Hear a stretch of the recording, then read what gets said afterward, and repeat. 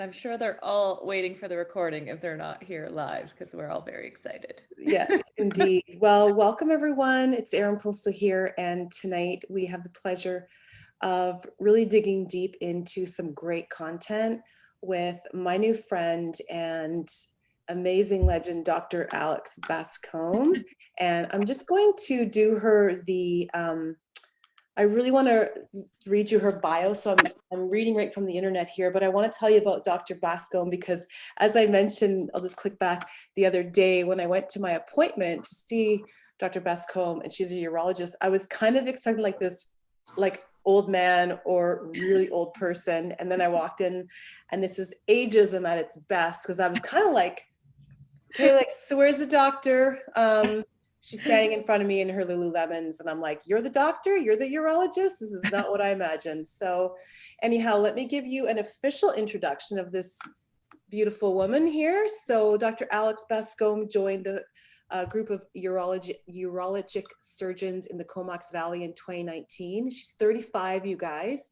She did medical school and residency in Edmonton and a fellowships in oncology and reconstructive urologic surgery in Calgary. Her expertise includes female and male reconstruction. How interesting is this call going to be? Including surgery for incontinence, pelvic organ prolapse, post-prostatectomy, incontinence, penile prosthesis for erectile dysfunction. And Dr. Bascom is involved in all general urologic care, including prostate, bladder, kidney cancer, kidney stones, all sorts of stuff that I can't pronounce, but basically she helps with the female parts and the male parts. We're going to learn a lot. And when she's not in the hospital, when you live in Comox, you do these things. You go in the mountains, you have a dog, you play in the forest, the mountains, the mountain biking in the ocean. So she's a girl just like me. So welcome, Alex. Thank you so much for taking time out of your workday to be here. Well, thank you so much for having me. I'm super excited. Hi, everybody. So yes, thanks for the introduction, Erin. I'm Alex. I've been in Comox since 2019, and I'm super, super excited to share with you today. So I'm going to do a little talk today about menopause. Super exciting. And then and sort of what we can do to help with how we age and menopause in particular. So let me just make sure, Erin, just thumbs up, things are good. You can see what I'm seeing. Yep, awesome. Absolutely, 100%. And I love the photo. Right. Super duper. Yeah. So we're going to talk today. My talk's called Genitourinary Syndrome of Menopause. So a tale of the apathetic vagina. So a lot of things happen down below with menopause. And some of them are not so exciting and not things that you want to have happen. And there is stuff that we can do about that. So just a little, a brief thing on sexual health. So average life expectancy of women in Canada right now is 83. And most of us will go through menopause around the age of 50. So that means that we spend 40% of our lifetime in a postmenopausal state, which is a significant amount of time. And so how we define menopause is you essentially stop having your period, menstruation stops, and that results in a decrease in your circulating estrogen. And so this can have a significant impact on our quality of life, self-esteem, lots of worries about sexual intimacy and ability to have a loving relationship, and obviously enjoyment of life. So I want to just introduce everybody to your vagina. If you haven't had the pleasure of getting a mirror out, I get a lot of my patients to do this. It's really, really important to have an idea what things look like down there. So just starting at the top, we have the mons, that's where the pubic hair is. The labia majora, those are the outer lips that will also have pubic hair. The labia minora is a kind of a more pink tissue. We've got the entrance of the vagina, which we'll sometimes call the introitus. And down at the bottom is this called the fourchette. The perineum is the skin between the vagina and the anus, and then the clitoris and up over the clitoral hood. So the reason estrogen is so important and the reason we run into troubles after menopause is that there's tons of estrogen receptors right over the clitoris, right in the skin of the labia minora, the skin of the vagina. And it's not only in the skin, but it's actually in these special tissues called muscularis. So there's muscle cells, and it's also in what are called the fibroblasts. And these are specific cells that help regenerate tissue. So estrogen is important not only to maintain the health of the tissue, but also to regenerate it. So when we lose it, things can, we run into troubles essentially. So this is a picture you can kind of see. We're going to talk about the healthy vaginal epithelium. That's the skin of the vagina. And then what happens with menopause. So essentially you get a reduction of cells in the lining. So this is the epithelium here, which is the lining of the vagina. And in a nice healthy epithelium, it's nice and thick. There's these things called dermal papilla, and these are like little fingers in the lining of the vagina that have blood vessels in them. And so over here on this other side, you can see that essentially you have a really thin skin layer here. None of those nice fingers, those dermal papillae, and you end up actually losing wrinkles in your vagina. So the joke is you want to keep your wrinkles in your vagina and not on your face. And as you get older, things switch. So then your vagina is no longer wrinkly and your face is, and that's what we don't want. So we want those nice wrinkles in the vagina. So when you get these changes after menopause, you get this really thin, fragile lining of the vagina. Oh, hang on. So some of the signs and symptoms, you have things like vaginal itching, burning, irritation, some bleeding, either just regularly or bleeding with intercourse, dyspareunia, or that's painful sex, painful urination. And then the reason we now call it the genitourinary syndrome of menopause is there can be bladder changes as well. So some frequency, urgency, feeling like when you gotta go now, even some little bits of incontinence. We can get vaginal dryness or narrowing of the vagina. The change in the pH of the vagina is really important because essentially the vagina has a very specific pH, or how acidic or basic it is, that healthy bacteria live. And so when the bacteria change, or this vaginal microbiome, essentially the bad bacteria move in and the good bacteria move out. And that's why women after menopause can have sometimes up to three or four urinary tract infections a year. Okay. So, getting into women's sexuality, it's everything encompassing sort of sexual identity, sexual function, sexual relationships. And it's really important to remember you can have a sexual relationship with yourself. You don't have to have a partner. So sexual health is important regardless of your status or your sexual, what's going on in your life. You can have a really healthy sexual relationship with yourself. So a lot of women say that they feel this profound sense of loss when menopause occurs. They feel like they lose their femininity and their sexual attractiveness. So some of the things I've heard, I don't feel like I have any sexual interest for anybody. I feel sexually invisible. Or, some women will say, since I became menopausal, I have worsening vaginal dryness. Sex is not only no longer pleasurable, but it actually really hurts. And so that's where some of the impact of women's sexuality comes in after menopause. So there's lots of different options that we can use to try and help preserve the health of the vagina. So some women will use things like vaginal moisturizers. There's some that you can pick up at the drugstore. There's some you can get online. A lot of evidence says that continuing with sexual activity is important if you can without pain, will help kind of maintain the tissues. Lubricants, there's a couple really awesome ones on the market, like silicone lubricants I find are really excellent. But the mainstays of the treatment and the things I talk about with patients all the time is either topical vaginal estrogen or the Mona Lisa Touch, which is the carbon dioxide laser. Topical estrogen, you have to use it 3 times a week. So the rates of medication adherence are not super good. About only half to 3/4 of women will stay on this long term. And when I say long term, I mean forever.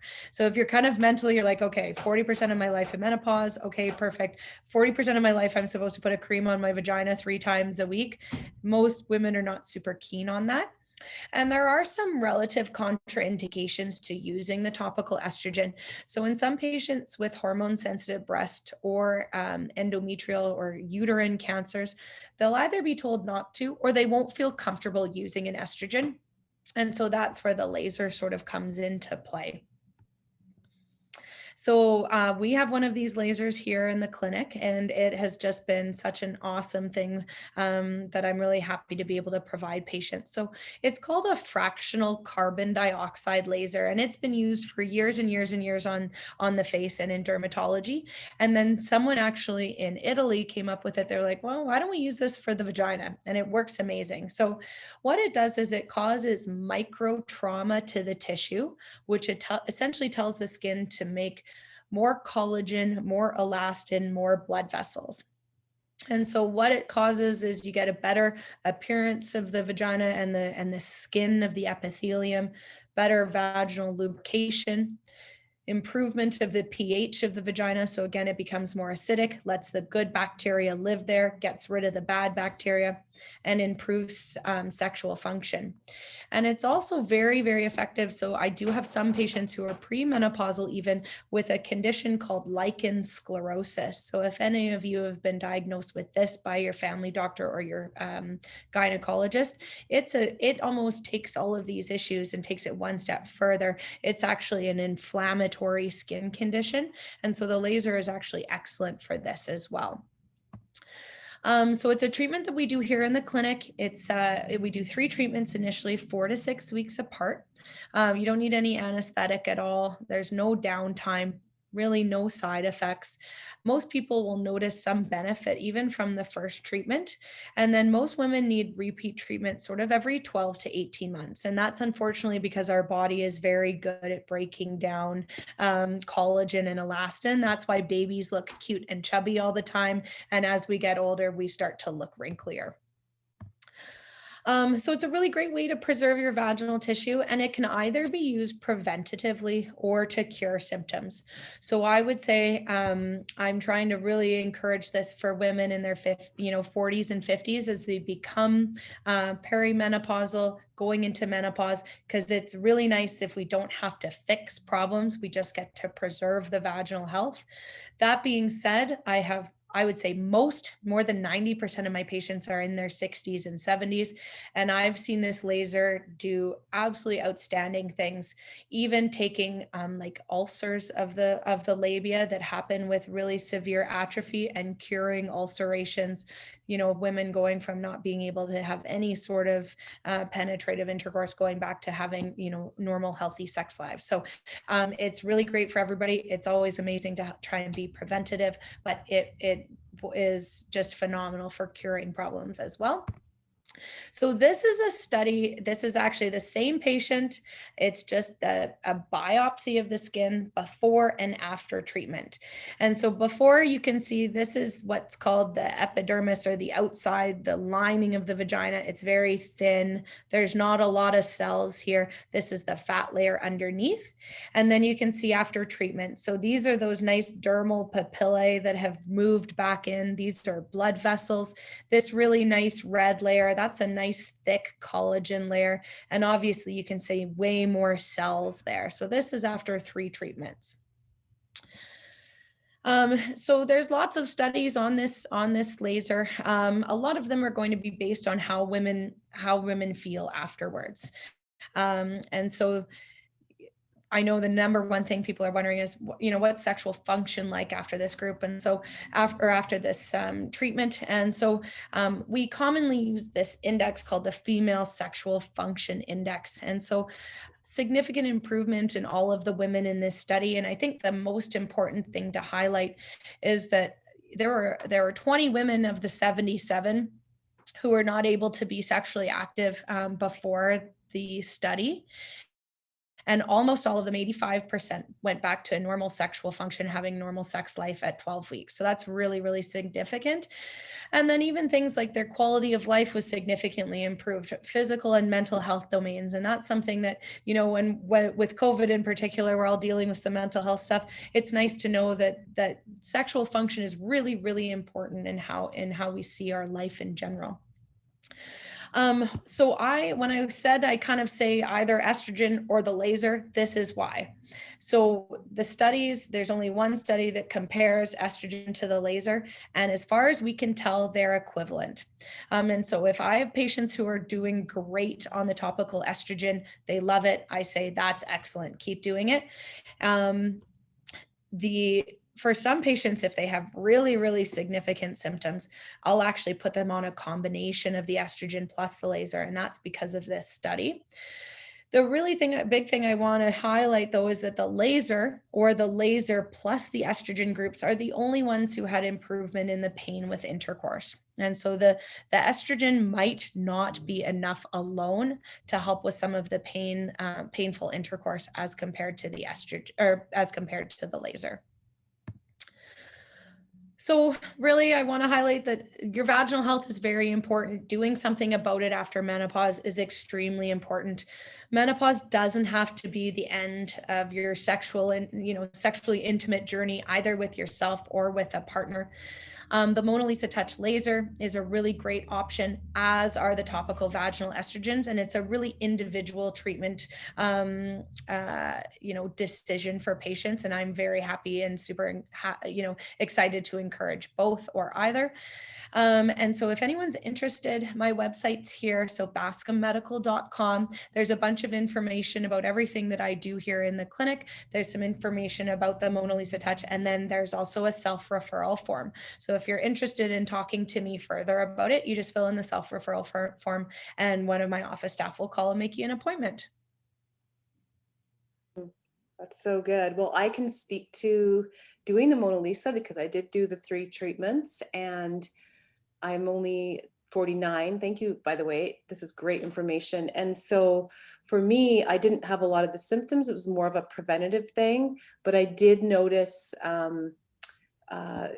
just like the urinary things. Like I have this one cushion in my house where every time I would lift it, it's kind of an awkward big chair. Every time I lifted it, I could feel a little bit of just that little pee, that little bit of incontinence, that little zip, and I noticed after the second treatment that was gone, and by the third one completely gone. So, and I remember my mom having to go through surgery later on. So for me, preventing, I think, is really, really important.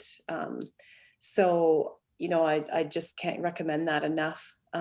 Does anyone have questions for Dr. Alex on the Mona Lisa or the estrogen specifically? And then maybe we can ask her a few more questions about some other things. Tracy. Hi, Alexandra. Thanks very much for joining us this evening. Just a couple of things I wanted to ask during your great talk, and your presentation was fascinating. It was great. Amazing. I remember looking at those pictures. I don't think they were that good in grade six sex class. Yeah, probably not. Certainly wasn't talked about. Anyway, when you mentioned about continual sexual activity, did that include intercourse or orgasms only, or you know what I'm trying to say? Yeah, I think so.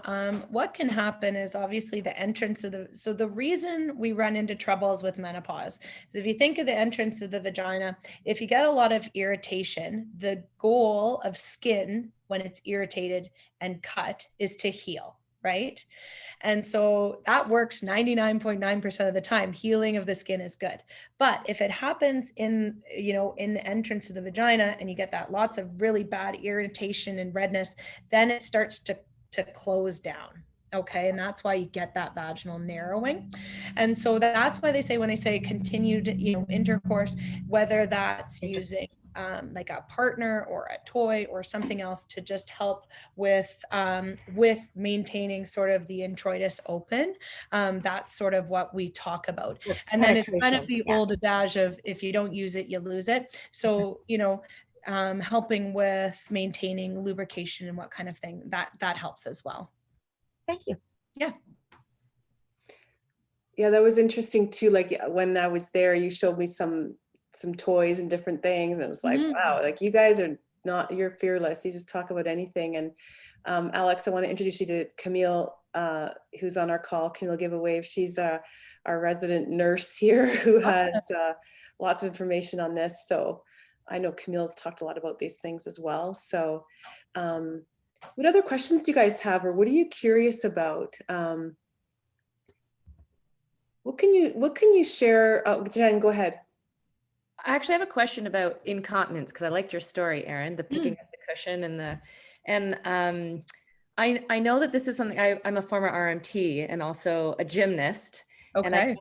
know that this is very common of young athletes to have incontinence early. And I've heard as well, women who have multiple births can have that incontinence, and it's deemed socially normal. And I'd just like to know if this is something, the Mona Lisa is something that could help those women.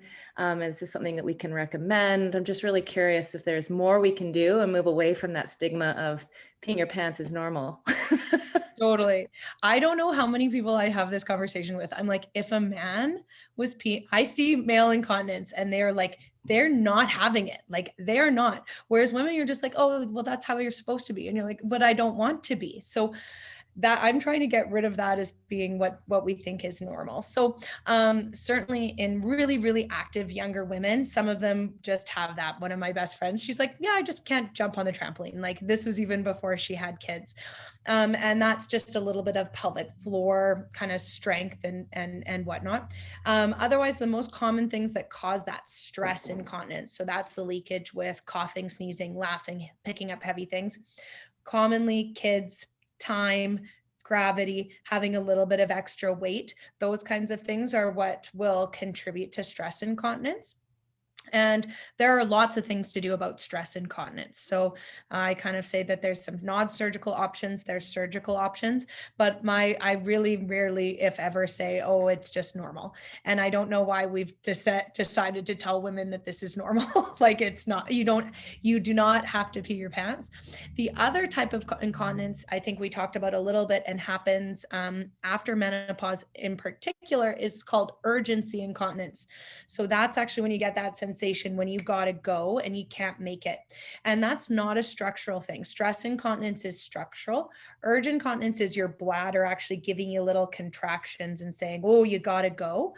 And that's actually dealt with some behavioral things like changing your fluid intake, getting rid of some of the bladder irritants, and then medicines most commonly, even all the way to putting Botox in the bladder. So there's lots of stuff to do with both of those, but we have to treat them a bit differently. Is that what happens in the evening when women say they have to get up and pee in the night and that kind of stuff? It certainly can be, or it's like, I'm sure we all have it. You have your coffee in the morning and then you hit the bathroom 10 times in an hour. Yeah, that's urgency. So that's that, like your bladder is giving you a little whoo feeling. And so the typical things that'll cause that sensation are coffee, tea, alcohol, spicy food, and citrus food. And so that's actually we have to treat that differently than that leakage with coughing, sneezing, laughing, jumping on a trampoline. Okay. Yeah. Awesome. I'd Dawn. love to ask a question. Yeah, Dawn and Camille. Fantastic, Alex. Thank you so much. I love talking about all of this stuff and pelvic floor health and sex. I'm a sex therapist by training too. I know, because I've got to talk about that. So 2 questions that I think. So do you use the V-Sculpt, the laser vibrator type thing? I think it's about $150 in Canada. I know some practitioners are using it. Maybe not everybody can afford the Mona Lisa Touch as a nice alternative. And I guess part 2 is I am seeing more and more women with chronic UTIs, even more than 4 times a year in menopause. And it's really a problem. Yeah. What would you recommend for that? So those 2, I would love to learn. Thank you. Yeah, so I haven't done too much in terms of the V-Sculpt. A lot of those lighter lasers that you would use frequently are based on the same sort of theory, something called heat shock proteins that cause those cells to make collagen and elastin. But ultimately I find that they're not as effective because they just don't get as hot, like, you know what I mean? So you're not going to get as much of a benefit from them. And so of the lasers on the clinic, are on the market that are in physicians' offices. There's 3. And again, they all work with a similar sort of theory, which is the heat shock protein and whatnot. So there's a carbon dioxide laser, there's called radio frequency ablation, where it actually heats all of the tissue up. That's a good laser for a couple of things, but the reason I don't find it as good as the Mona Lisa is because it only treats to a certain depth. And so instead of treating each time we do the Mona Lisa, we can actually treat deeper and deeper as the skin gets thicker and healthier, whereas really thin skin that's what they have to treat at, and they don't actually get much deeper with the RFA, but they all sort of work along the same principle essentially. So that's that one. And then in terms of the recurrent urinary tract infections, absolutely, it's huge. And these women are like, I've never had an infection and now I've had 6 in a year kind of thing. And what I tend to find is that they get one, you get antibiotics, that throws off the rest of the vaginal flora, then they get another one, and it's this really crummy cycle. And so in patients who are postmenopausal, I go right to either offering always the estrogen or the laser as an option. And and the laser, it's even funny. I've got patients who are using the laser for their pain with intercourse, but they're like, oh yeah, I don't get infections. And I'm like, it's because of the laser. That's why you don't get infections. But those are the 2 main options. Because it's not like most women, by the time they're postmenopausal, they're like, I've been dealing with my bladder for 50 some odd years. It's not like all of a sudden the habits have changed dramatically. It's just the health of the tissue has changed. Absolutely. And I love that. And for the ladies on the call, I know people who are been prescribed antibiotics daily for the UTIs that they're getting so frequently. And it seems to me, you're right, the Mona Lisa Touch would be a much more viable alternative. That's great. Good. Thank you. Dawn, yeah, thanks, Camille. Dawn. Okay, I had to unmute myself there. So I'm 56. I had a hysterectomy over 30 years ago, and January of last year, chronic for 90 solid days, bladder infections and vaginal infections, went to my urologist, and he started doing Bio-T pellet injections that I get in my butt every 4 months, which I don't look forward to. Mm-hmm. Would this Mona Lisa be maybe an alternate solution to where I wouldn't have to be getting these pellets every 4 months for the rest of my life, and possibly only having to do this Mona Lisa 3 or 4 times? Yeah, for sure. So, I mean, when I'll try and sort of divide, so there's hormone replacement that you take either orally or an injection or those kinds of things. That's for those hot flashes, women who are really, really symptomatic from their menopause from a systemic point of view.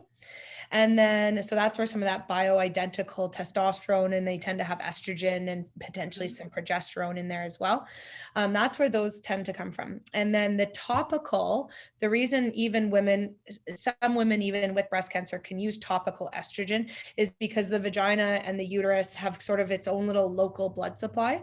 So the nice thing is for most people, they don't have a lot of systemic estrogen going around when they use the topical. So I have seen lots of practitioners who use a topical estrogen plus testosterone supplementation for women after menopause that also helps with things like libido, mood, those kinds of things. Testosterone makes women feel good too. So estrogen and testosterone. So those, if you're doing it from a menopause, like how you're feeling perspective, that's a little bit separate. Now, if you're doing it just for urinary tract infections, vaginal pain with intercourse, those kinds of things, then the laser is an absolute alternative to medicine. Yeah.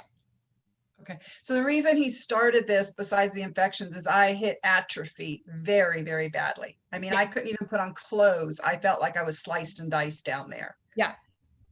Okay.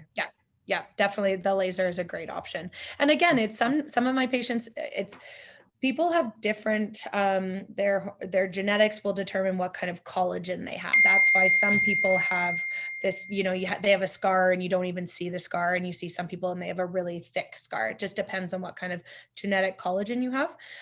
So some people will have really horrible atrophy at, even in their late 50s and early 60s. And those are the patients I put on everything. I'm like, let's do the laser, let's do the estrogen. Because sometimes we have to have a discussion of what the goal is. So some women's goal is they don't want to use hormones. Laser is great. Some women's goals are they want to be able to have intercourse without having pain. If the laser is not enough, then we add the estrogen as well. Some women have such severe atrophy that their labia, I don't want to horrify anybody, but labia will stick together. Okay. And that's called stenosis. And some women, it gets so bad that we actually have to surgically open it. And so those patients we're putting on everything, because then the goal is to maintain the normal, healthy architecture of the vagina. So everyone's goals are going to be a little bit different. And so for some of those patients with the really severe atrophy, I tell them the laser is just another tool in our toolbox. For the patients who are like, they're pretty well controlled on the estrogen, they'd rather not use it, then we go, wait, great, let's just do the laser and stop the estrogen. Awesome. Other questions? What can you say, Alex, like, just comparing men and women and what you were saying, like how far advanced men are, like men's, just even the public knowledge and what men are willing to tolerate compared to women. Do you want to just say something about that? And then we can, kind of wrap things up, and maybe you can give us some advice, just to maintain our health here. But do you want to add something about that? Because I think these conversations are really important. And I think sharing this call is really important. So thank you. Yeah, I kind of joke, women are martyrs. Like we just expect that things should be awful. I'm not sure why. And whereas men, you just like, that would just be totally like, if you told men that, oh, you turn old, you get older and you pee your pants, and then like, part of your body might fall out of you, like they'd be like, no, no, that's not happening. Right. Whereas women are like, oh yeah, and so there's a really interesting study. Women are really happy to talk about our periods because we've been doing it for so long. So we'll talk to anybody about our periods. It doesn't matter. We don't talk about sexual dysfunction, and we don't talk about incontinence, and probably, even though it wasn't brought up in the study, that pelvic organ prolapse. So this is very, very common. Everyone feels like they're the only person who's going through it because they don't talk to friends. It's not like it's not one of those dinner conversations that you're having. And so when they come into my clinic, it's like, I have a lovely nurse, Jane. We like get talking about all of this stuff. It's, Tuesdays when we do the treatments is one of my favorite, because women are like, oh my goodness, you're right. I haven't talked about this. I haven't allowed myself to almost be upset that no one, like my doctor won't talk to me about it. I'm not trying to be sexist against male GPs, but some of them don't feel comfortable discussing female sexual health and postmenopausal changes and whatnot. And so I think a lot of patients feel isolated. So it's so important to have these kinds of groups, these kinds of discussions. I like tell all my patients, I'm like, go out and tell your friends, like, this is important. It's something that really, impacts our quality of life. And I think the biggest thing that I would say that is going to change is that people are not going to age the way they did, right? Like the way my grandmother and even the way my mom ages, like it's just not going to happen anymore. And so people are far more educated. They're more interested and in tune with their health. And so I think that moving forward, women are going to become even better advocates for their own health and explore the different things that are available to them, sort of in the same way men almost have like fallen into it because I think they just like won't tolerate it. You know what I mean? So and the joke about the Mona Lisa and a lot of these women's sexual health things is it's about 10 years or so behind Viagra and Cialis, because you have these men who are like ready to go. They're like, oh, my penis still works. And their partners are like, no, thanks. Right. And so I've been joking with my colleagues. I'm like, if you're sending home a prescription for Cialis or Viagra, send my pamphlet home. Yeah. Like, you know what I mean? And so, but I think the best thing is that with groups like yours, Erin, like people aren't going to age the way that they used to. They're not going to feel like they're alone. And so these sorts of discussions will really open up as we go along. Well, that's so great. I mean, we can all unmute and thank Dr. Alex here in a second, but I think like I got kind of goosebumps as you were saying that, because I feel like you're the generation almost before many of us, because you're 35, you know, I'm turning 50. And that is the name of our group. We're the new way to age. And we do want to bring the wisdom to people as we age. And we don't want to be silent and just tolerate, you know, an inactive lifestyle, unhealthy bodies, sarcopenia, you know, just sort of wasting away and waiting to kind of for the time to pass. That is just not what we're about. So I think if we all keep sharing this information, then we make it better for our daughters and future daughters and nieces and women coming behind us, right? So just kind of being little rebels here and moving through this. So thank you so much, guys. If anyone wants to say a thank you or something you're taking away, let's hear from one or two. What did you take away from the call? Your presentation was amazing, humorous, informative. What's something that you're taking away? Who wants to jump out? And we'll, Beverly. Okay. Actually, I wish you had been around 20 years ago.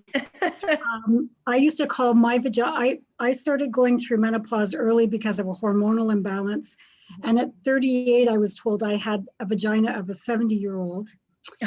So my face was really young. So I used to call my vagina the picture of Dorian Gray. My face stayed young. Anyway, I started with estering. I was on hormone replacement, couldn't do the estering anymore because of vaginal pain. I'm on topical cream now, but I'm kind of thinking the Mona Lisa might be something for me to take a look at. Yeah, absolutely. Yeah, for sure. So I love this. Excellent. Thank you so much. All right, guys. Well, thanks for a great information. Thanks for answering our questions. I certainly wish I was 40 years younger. Oh, Mona Lisa available in Ontario. Yes. Yes, it is. Yeah. Yes. I looked it up. Yeah, they're all over. So Coburg, I think there's quite a few in the GTA. I don't know how close they'll get out to Coburg, but yeah, definitely available. For those of you in BC, there's only, as far as I know, I think there's only 10 machines. So there's not as many in BC yet. Hasn't been as much uptake. So I'm in Comox, so come and see me. I would say go see Dr. Alex for sure. Yeah, if you're in BC. I would like and that. if you're in Ontario, I highly recommend Dr. Christy Prowse in Oakville. Thank you. She's excellent, and I use her a lot for bioidentical hormones. I do their sexuality counseling, but she knows what she's doing. She'd be a great person, Alex, for you to connect with. She's got the nutrition end. If you're open to that, I'll put you two together. Yes, please. You have a lot in common. Yeah. Right on. Okay. What about Ottawa? Is there anybody in Ottawa that's doing? There are, yes. I can't remember his name, but there are a couple. There are definitely, there's one guy in particular. Just Mona Lisa Touch in Ottawa, yeah. I bet you if you Googled Mona Lisa Touch in Nova Scotia, probably, I don't know. But Rhonda, you'll just have to come out to the island and hang out. Okay? Wonderful. Thanks so much, everybody. Thank you very much. Thank you, Alex. Bye-bye, guys. Thank you very much. Thanks for organizing. Awesome. Thanks.